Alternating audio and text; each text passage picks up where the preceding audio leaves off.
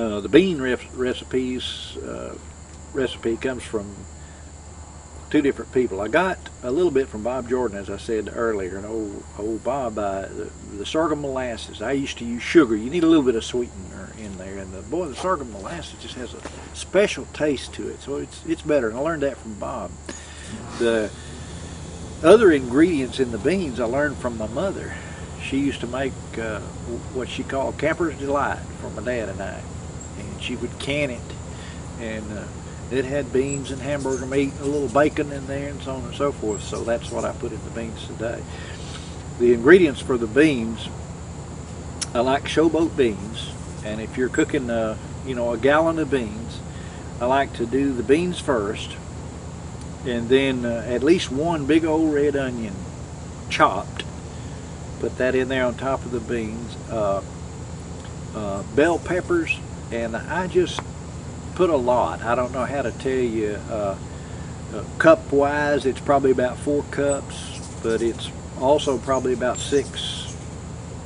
2, 4, 6, whatever covers the dish itself on a gallon beans. I do, and then put in a bottle of Burr Rabbit, if you can get it, molasses. And nowadays I can't get the Burr Rabbit anymore, so the Walmart brand is Grandma's. So Grandma's molasses is fine. 1 can of that. Put that in there on top. On the hamburger meat, I like the ground chuck because it's a little leaner, and you go ahead and cook it well done, and then drain the grease off of it. If you don't, if you leave it a little bit raw, which some people like to do, and let it cook in the beans are soupy. They're way too much liquid in them. So you cook it and you drain it, and I always just cook it in a block like I was going to make a giant hamburger. And you can keep stirring it if you want to, but I like to just cook it in a block, and then I like to just chop it up into just little pieces, because when I'm eating the beans, I like a little chunk of hamburger. Every now and then, if you're eating and you can't go every now and then, it's not good like it should be. So then, in addition to that, is a half pound of bacon. And the bacon, again, folks like to put the bacon in there and let it cook in the beans. I don't like that. I like to cook the bacon crisp and drain it, and then crumple it up and put it in the beans. That way you get the flavor, but when you're eating the beans, you don't get a big old hanger off there, So I don't like that. So cook it crisp and then crumble it up. You mix all of that up together and cover the top with black pepper. And again, the black pepper is to taste. And I like a lot of it.